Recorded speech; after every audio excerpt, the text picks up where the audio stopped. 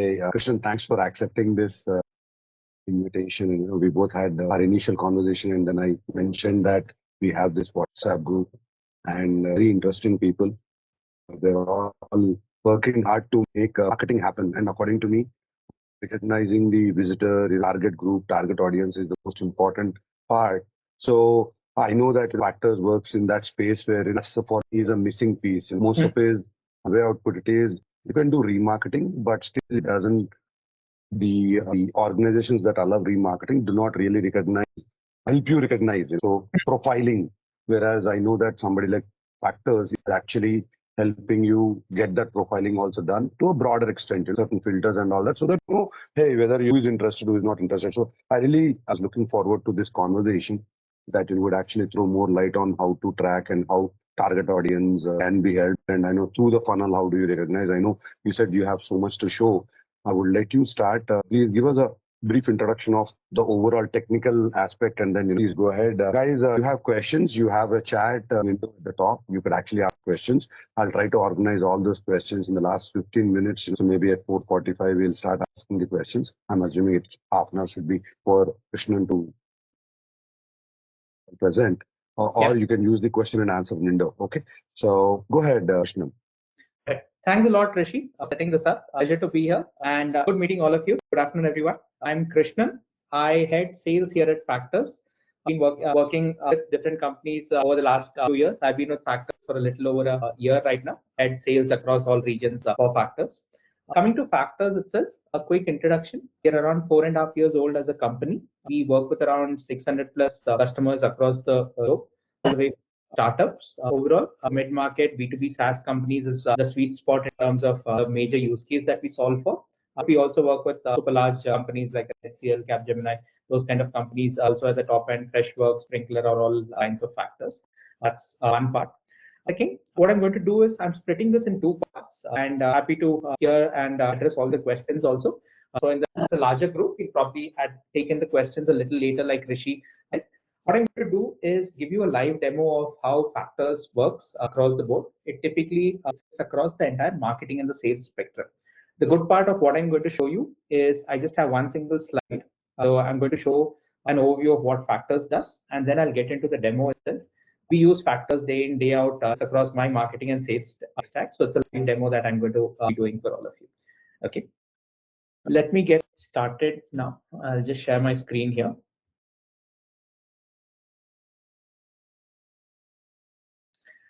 So yeah, this is how Factors is set up overall as a platform. If I have to summarize what we do, we broadly solve for 3 different things. The first part of it would be the entire account intelligence, getting together all the different intent signals across different touch points in a single place. Second, we help with better attribution, which is getting together your organic, paid search, paid social, all of this traffic in a single place. Overall, all the data comes together. Third, most importantly, we built out the platform not just as an attribution setup, but more from an activation setup also.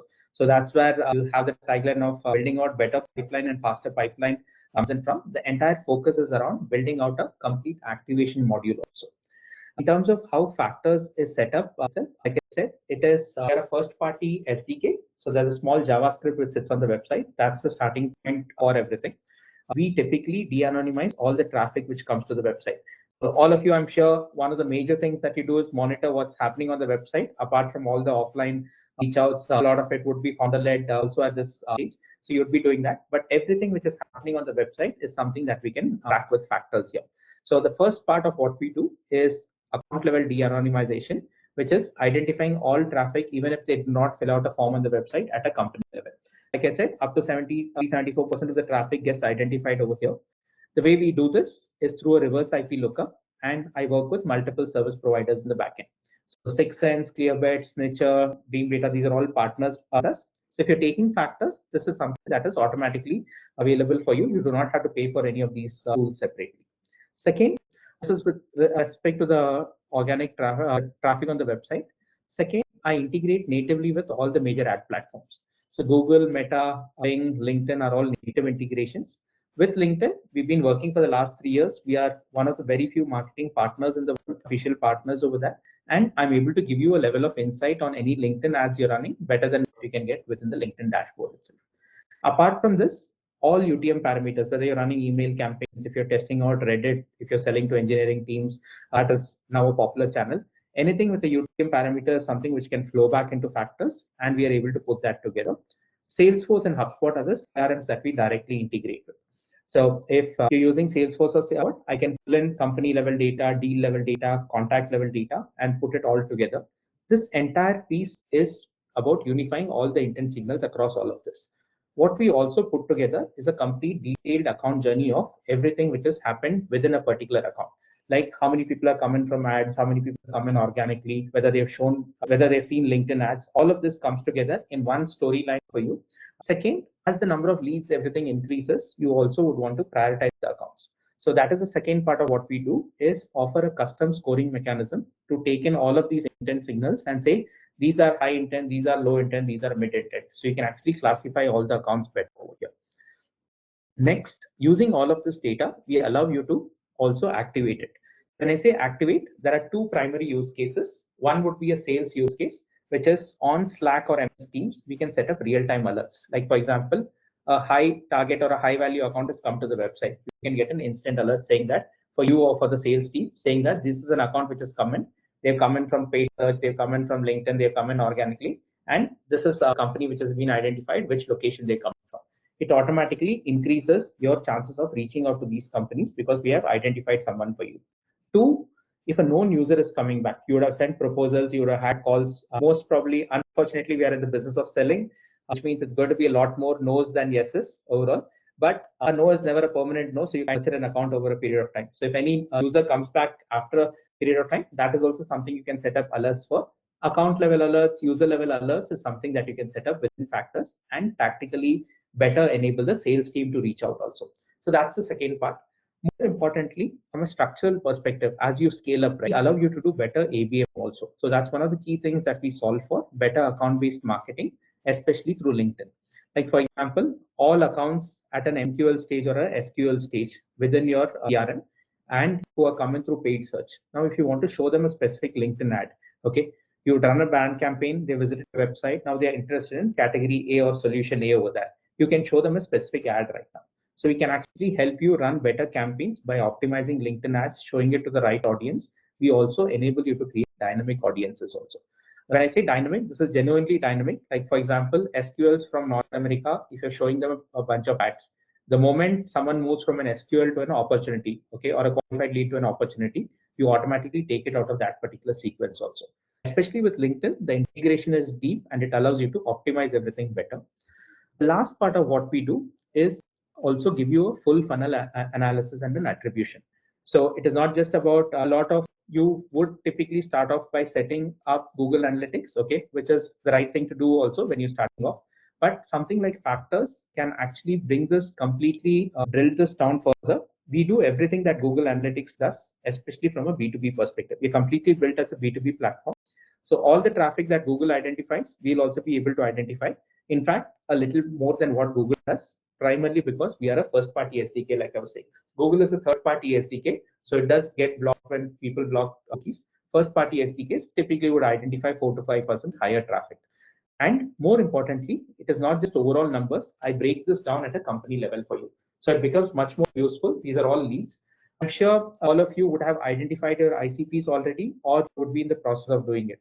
So if a company is that, like for example, if you're reaching out to founders, if I identify a company, that's going to become an easier reach. Not all the accounts in your list or leads in your list are equal at any point in time. So we help you identify these, and if someone is showing intent, you put them to the top of the list. Second, if you're spending on ads, whether it's LinkedIn, Google, Meta, or even just organic traffic, you can see what is driving overall traffic, what is driving overall conversions is something that I give a ready-made view of. So this is how Factors is set up. So account intelligence, the entire attribution piece, and then we have the activation piece also. The entire idea is to help you close out pipeline and generate better pipeline. Okay. I'm just going to start off by moving into Factors, the product itself right now. Like I said, this was the only slide I brought to the conversation. Let me show this with Factors itself. So this is how my integration page looks like. It's a complete no-code platform. You just place this JavaScript on the website through a Google Tag Manager. You're up and running. HubSpot is integrated, Salesforce is available. You just connect your accounts. So that's how you set up your CRM. Ad platforms are also pre-integrated. So all of you would have your Google ad accounts or your LinkedIn ad accounts. You can just go over that, log into your account, and this gets connected over that. Once this is done, I'm able to pull in all the ad data, everything else in a single place. So if you're using G2, or if you plan to use G2 eventually, we can also plug in that, or you can upload your own list. Slack and MS Teams both are available as direct communication alerts. So these are the tactical alerts that you can set up for you and the team so that you can action out the different things which are there. A setup typically just takes a few minutes once you place the SDK, and once you link your ad accounts or something or the CRM, it will be up and running within a day or two. So it's as simple as that. So you are completely up and running. There's no other integration or engineering bandwidth which is required in any. Next, this is how my homepage looks like. So if you look at this, I have a list of different companies which have visited Factors. So these are all the companies that we have identified. So some would be companies, some would be prospects that we have. So I have all of these who we have identified in the same way. Like I said, we use Factors internally for our own purposes. It sits across marketing and sales tech stack also. So this is something that we are able to do.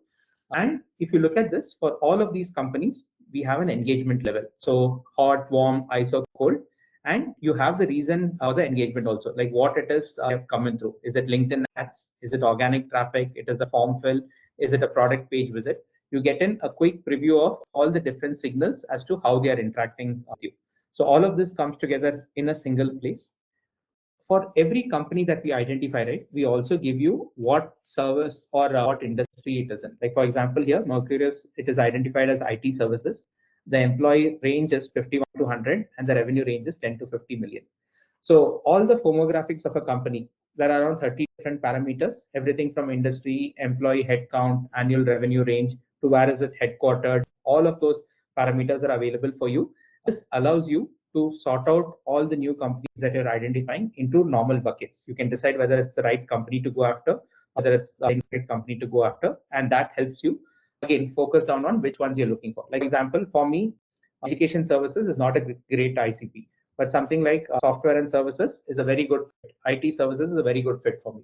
So you can actually classify all of this based on industry, whatever that is available, and this helps you to shortlist something better.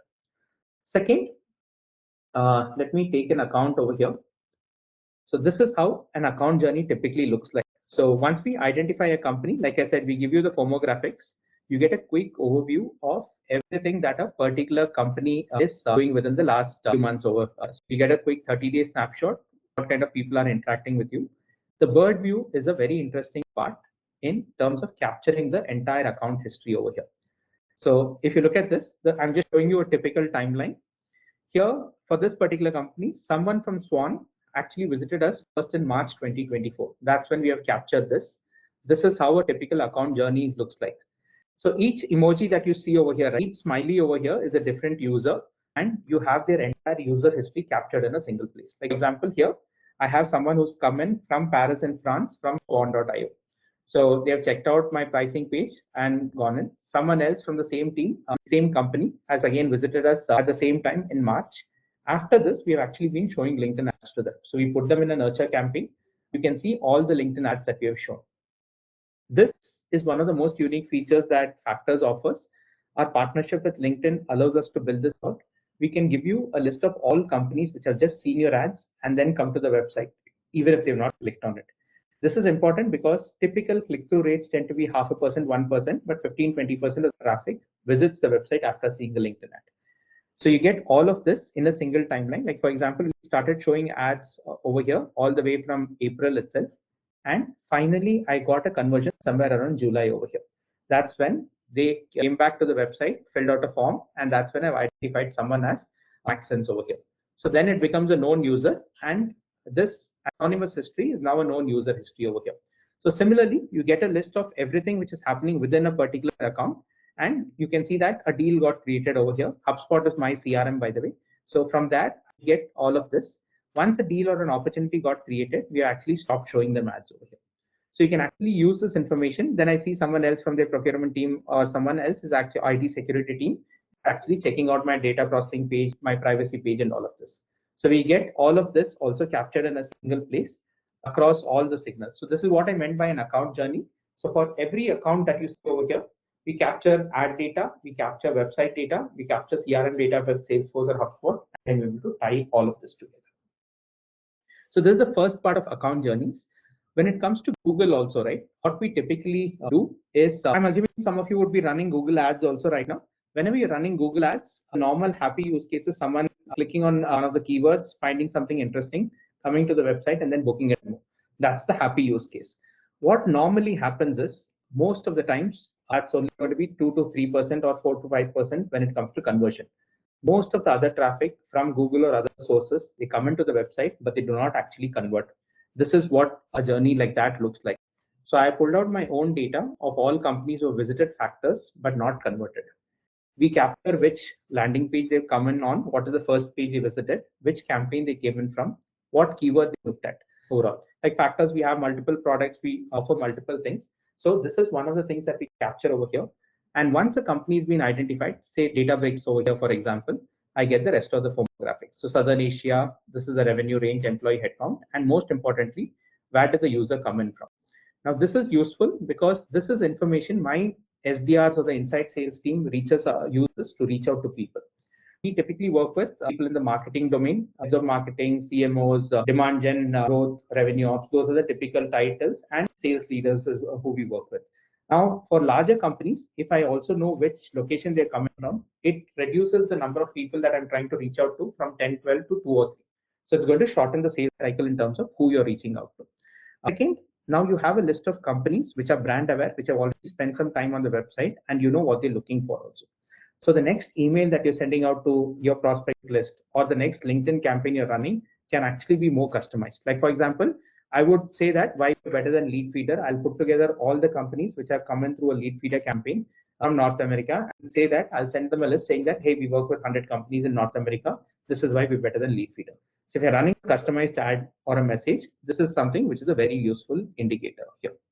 Second, you can take something like this and directly run LinkedIn ads also overall. So you can go there, like for example, all of those list of companies which are not converted, I can directly sync it to an audience saying that, hey, these are all paid search visitors who are not yet converted or who are not yet customers. I want to run a specific LinkedIn ad campaign for them. So you automatically sync it to an audience. We directly sync with LinkedIn to help you out these audiences back to LinkedIn also. So this is something which is an automatic setup.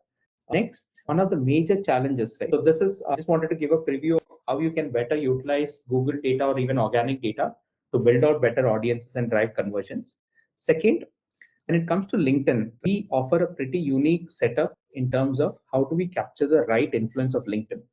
Most of you would have seen LinkedIn ads, right, across the board from different companies and all. Very few of us typically click through on this. And that is exactly how LinkedIn is designed to function also. So it is something which is an influence medium, but people just do not click on it. In fact, the average click-through rates, just for your information, across companies that we've seen is around 0.2, 0.3% to the lower end. If you're running very specific demand gen campaigns, it might probably go to 1.5, 1.8%. That is the kind of conversion LinkedIn has when it comes to clicks on the platform. The best analogy I can give you is think of LinkedIn as similar to a billboard, right? If I take Hyderabad, say there's a Gachibowli billboard is there. You see an ad for a Skoda car, okay?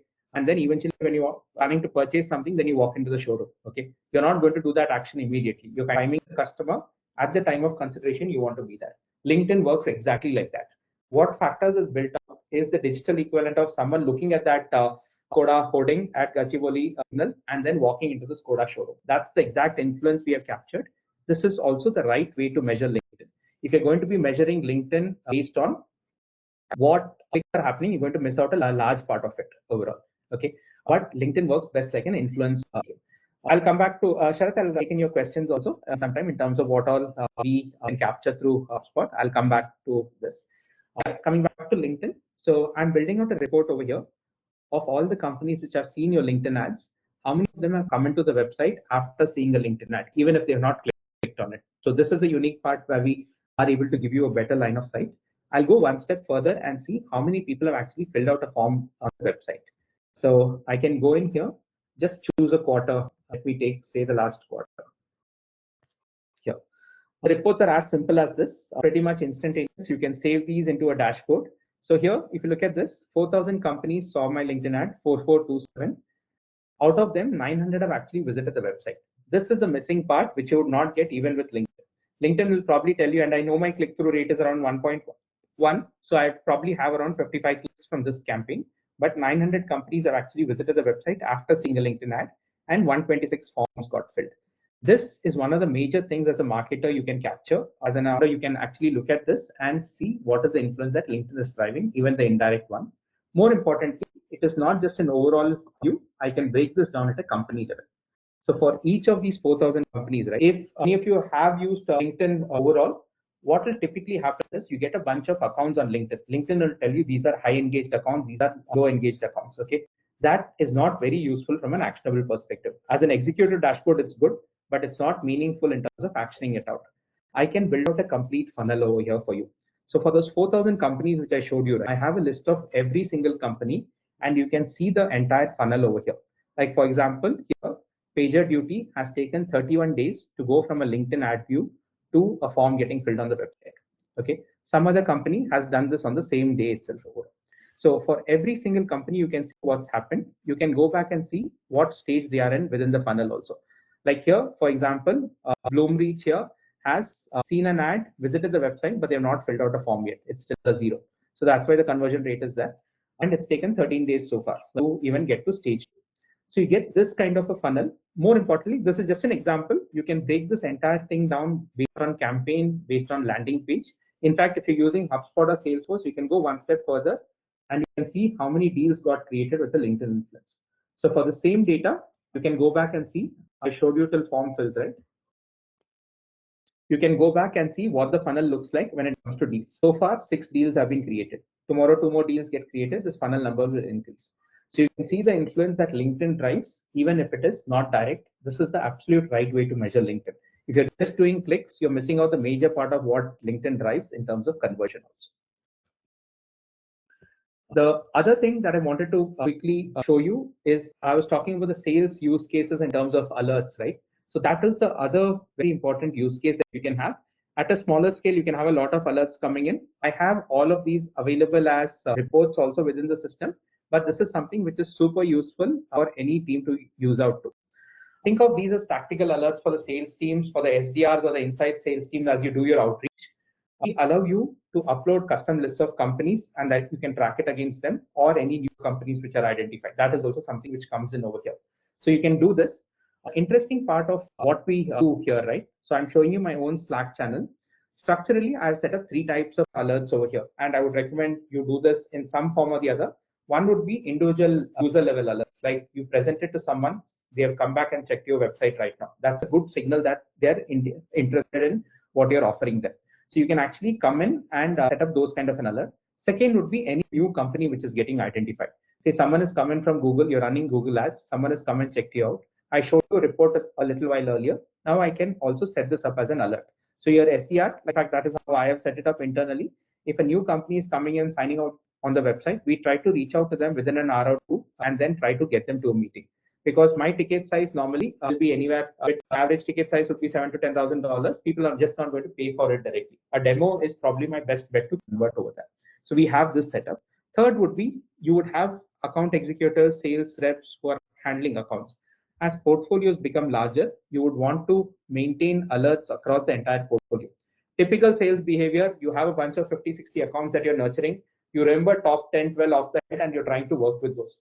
That is a very inefficient method. Memory is typically treacherous. People will not admit it. But I myself know that as my sales book keeps increasing, there are certain things that I miss out on. So we set up alerts for ourselves also. So let me take you through a couple of them. Say, for example, this is a user level alert. So this Yogesh is someone in my sales team. So he's received an alert because one of his accounts, truck base, has actually come back and checked out the pricing page. So this, and I am able to provide what HubSpot page this is in, what is a company, which page they have visited. All of this is something that I can give you. So you can immediately action it out if especially an older account has come back. Similarly, we do this for lost accounts also. So you lost a deal sometime back. Instead of waiting for the next year for them to come back, they would have started something else over there. You can actually get an alert like this. Say, for example, here, this particular company, Appsy Connect, I have a deal amount. I have the deal owner. Now this particular company is now back on the website. over here. So it's a good time for you to reach out because they're actually exploring someone over there. It might be a change of team, it might be a fresh requirement, but now you can set this up. Similarly, account level alerts, like a known company which is coming back, right? Like for example, here I have Capillary Tech. They have come back and checking out. I know which page they have come in from, what is the exit page, what are the pages visited, how much time they spent on the website. A fair indication. Most of us are running B2B websites, so anyone coming in comes in with a certain level of intent. It's not a content or a media site where people just come in for the sake of. We can, by the way, also leave out certain pages. That's primarily because there are job seekers and all. So you do not want to answer them as part of the ICP. So you can exclude certain pages.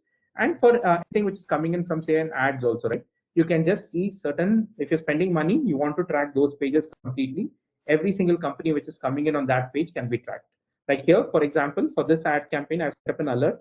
Every time some company comes in, I get an instant alert here, along with all the other firmographics, including where they came in from. Again, super useful for my team to reach out to and speak with them and then take this forward also. So these kind of things you can set up. What we also allow you to do is do better account research also. Which means, like example, I'll just take HubSpot as an example, but you can do this with Salesforce, Zoho, all of these. If a new company is coming in and visiting you, right, you can go back and check if it's already there in your CRM. If it's not there, we create a new company. Once an ICP is defined, like I said, I work with CMOs, heads of marketing, directors of marketing, head of revenue, ops, demand gen, all of that. I go back and look for people because I do not know who's the exact person. Find out a list of people, 3 or 5 profiles over that, and populate it back into my HubSpot or Zoho or Salesforce also. We can even do a bounce check and get all of this updated in the CRM, or you can set it up as a Slack alert also. What this allows you to do is it automates the entire account research part of it. You will still require something like an Apollo to do this, but an SDR typically spends 70-80% of their time just researching accounts. A lot of that is going to be fairly straightforward work. You should be automating that entire thing. Say, for example, let me show this to you. Yeah. So we've identified a company. Once a company is come in, okay, we can also see whether it's a fit or not. You can define the parameters, whether based on what technology they're using, what they're using. You can set up these kind of customized workflows also. Go back and research. Like for example, I've identified these 3 people automatically within a few seconds through a custom workflow. A person sitting and doing this will probably spend 15-20 minutes just getting every person's details, finding out the hierarchy and all of that.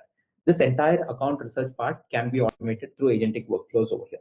Super useful. Depending on the type of customers and the profile you're reaching out to, you can even automate the reach out itself through automated emails and all. But the first step should at least be definitely automating the entire account research part of it. And then the SDR can take over. This becomes easier. You know who you want to reach out to. More importantly, you can be assured that you get the same level of output. We ourselves do not function the same way in the morning and the evening overall. The level of consistency, and you'll see this differing across different people also. So all of those differences go away and you can standardize this entire process across the board. One other super useful thing that we do when it comes to this entire piece is the ability to also track form fills. So one of the things which typically challenge people is the fact that all of you would have different forms on the website, right? For book a demo, contact us, and all of that. That is where a lot of the drop-offs happen. So this is my own data, by the way. This is for the first quarter last year. I'm specifically looking at people who fill out a form on the website and how many of them have submitted after filling out a form. My own number over here is around 78%. So 780 form fills, but only 613 have submitted. Factors Act automatically captures this. Like here, for example, someone from Go1, Ivan from Go1 has filled out a form overall. So this is something that I record irrespective of the CRM. But I also do this for the form fills which are partial. Like here, for example, Emma from SafePass has filled out a form, but she's not submitted it here. So we can have someone who actually reaches out. You typically get 20 to 30 additional leads where you can actually go back and reach out to customers automatically. So this is one of the good things that we offer. This part is entirely automated, and this is something that you can directly work with also. The last part I wanted to cover here is primarily from a marketing analysis in terms of funnels. We also capture full funnels for you. This is the attribution part that I was talking about. If you're using something like a Salesforce or a HubSpot, I can give you a complete funnel analysis. Like for example, this is my last quarter's performance. I'm comparing all companies with a LinkedIn influence, all companies with a Google influence, paid search over here. So it is not just traffic, visitors, and all of that. I can go down all the way and automatically show you that 297 leads got generated with the LinkedIn influence, 492 came in from paid search. I know Google is now better than LinkedIn when it comes to top of the funnel. But downstream, number of opportunities equal even with lower top of the funnel. So LinkedIn is better quality of traffic typically, higher pipeline, more revenue booked, and you can see even the deal size is higher over here. So all of these parameters which you have set up in the CRM is something that can be an automated report. Everything that I showed you over here can just be set up within a few days. Most of it is pre-integrated. It's just a combination of, just a question of configuring the reports the way you want it to. So you can create as many dashboards as you want. So all the traffic, all the dashboards, everything, you can see different ways in which people, how much of it is coming in through direct traffic, paid search, social, all of this comes together in a single place for you. And that makes life a lot simpler when it comes to identifying accounts and then going after. Mostly it was pixel based or cookie based, right? Before. Now all that recognition and all that. So with the build of cookies changing, how is that this tracking happens? This is one of the first questions I wanted to ask you because technology has changed it. The major difference and something that's going to happen across the world is the third-party cookies are primarily getting deprecated a lot more. So the first-party cookies still work and will continue working across the board. So while people talk about a cookie-less setup, in a lot of cases, you will still have first-party cookies because some of these are essential to the functioning of organizations also. For example, banks and other financial institutions might use it for security purposes, identifying location and other things. So it's getting to a stage where it's more first-party cookies typically. And what we also have, and we should look at other things also, similar companies. Most of us are all first-party cookies, which means you can set it up, you can configure this, and there is no data which is tracking you across website and all of that. It's primarily putting together your own data. Second, it's also a function of taking in consent when it comes to primarily from a GDPR privacy perspective. Also, as long as you're within that, it is still fine to track. Like even GDPR, for example, does not say that you cannot track people. It is just that you cannot misguide people by tracking them without consent or telling something and doing something else. It's not that you cannot track. As long as you're clear about what you're tracking for and what you're tracking, that is something which is still allowed in most of the cases. So how much of loss did you have just because of the GDPR compliance? Because I think earlier it was like andadun or everybody could do anything. So Yeah. how much of compliance has affected? So I'll give you overall stats. Like for example, if I take Factors example across websites, right, my identification rate is anywhere between 50 to 73% across different geographies, across different places. Just taking a step back in terms of one of the things that Factors does is identifying website visitors, even anonymous visitors at a company level. This is by placing a small pixel or a JavaScript on the website. So that's the starting point for tracking everyone. And through that, 50 to 73, 74% is what we typically end up tracking. The gap is only because of two reasons. One, certain people do not give consent for the cookies. All of you would have seen different versions of accept all cookies, reject all cookies, accept essential cookies, right? So one, you're allowed to configure the cookies as an essential cookie or a non-essential cookie. That's one thing. Two, you also take consent in a lot of cases. So the drop-off rate is up and down based on the geographies that you're working with. Two, it's also a function of the number of IPs that you identify. So the identification happens primarily through a reverse IP lookup. So if say people are working from home in certain cases or certain IPs have not yet been identified, that is one reason for the drop off. The others would be people not giving in consent. So this is the number that I see across my case. We work with around 600 odd companies across geographies. Something like a US will have the highest identification rate for the simple reason that a lot more people are in the organized workforce and have an online presence also. Some other regions might be a little lower overall. So that depends. It's a function of the type of industry you're targeting. The larger the enterprise, the better the tracking that is there. Yeah, sure. Yeah, Krishnan. So when you say the HubSpot data, it's basically conversations that we have. Say we do a discovery call or a demo, and then we put the information in there, and that's what you pick up from that, is it? Yeah, so not the full details over that. What we do is basically HubSpot and Salesforce. There are three primary types of objects, if I can call it that. One would be company level information. Okay, whatever you enter at a company level, all the associated properties that you would be entering. Second would be deal level properties, deal value, revenue, and all of that. Third would be contract level properties overall. So these would be the broad spectrum in terms of how I would classify all of this. And all of these objects have associated properties against all of this. So this is something that we pull in.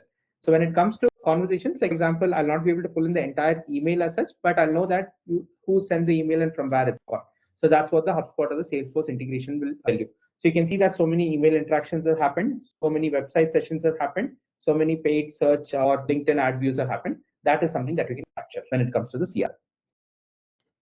Yeah, definitely. A lot of times what we struggle with is this patchwork of tools, right? There is Apollo, there is HubSpot. My COO has access to HubSpot, and then he looks at it and then he says, there are some deals over there which are not moving. Now, most of that information sits in Apollo, and then a lot of the interaction takes place through LinkedIn and then from email, etc.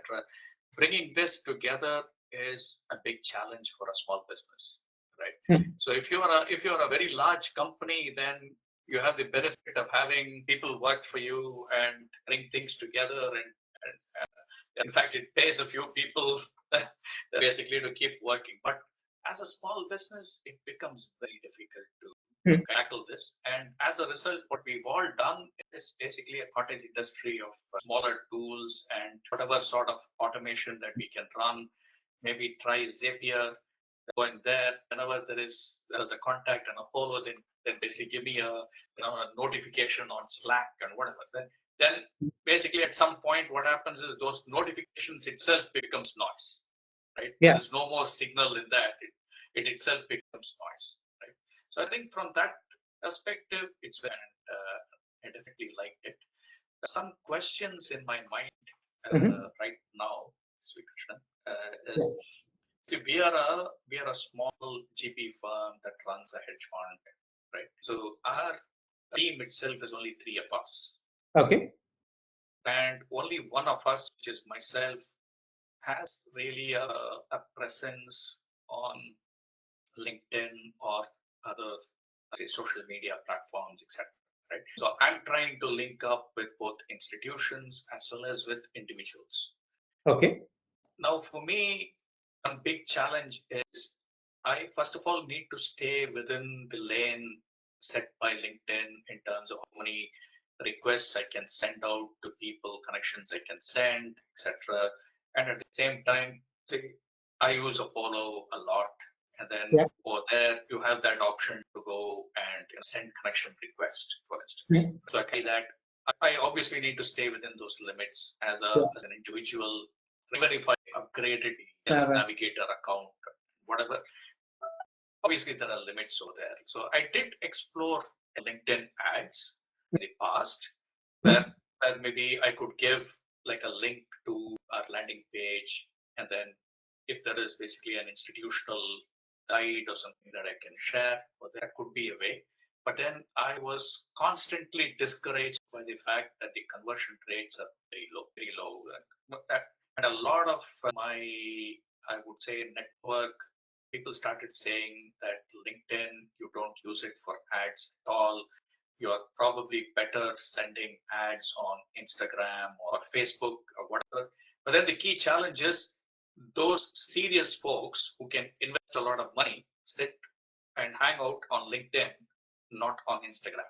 Yeah. Even if those people go into Instagram, they are probably going to just swipe through some pictures and whatever. Somebody doesn't invest maybe £1 million into something based on an Instagram picture.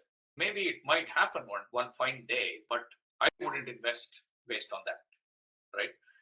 Now, what are your thoughts and how can we strategize this?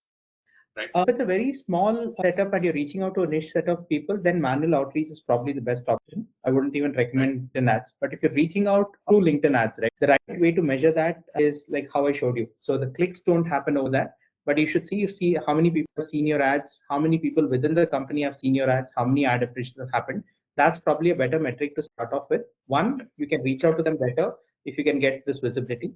Two, some of them visit the website even if they do not click on ads. People just do not click on ads. Think of the last time any of us has clicked on a LinkedIn ad by ourselves, right? The rates are very low, but it does drive traffic. So it's an influence medium and you should treat it as such.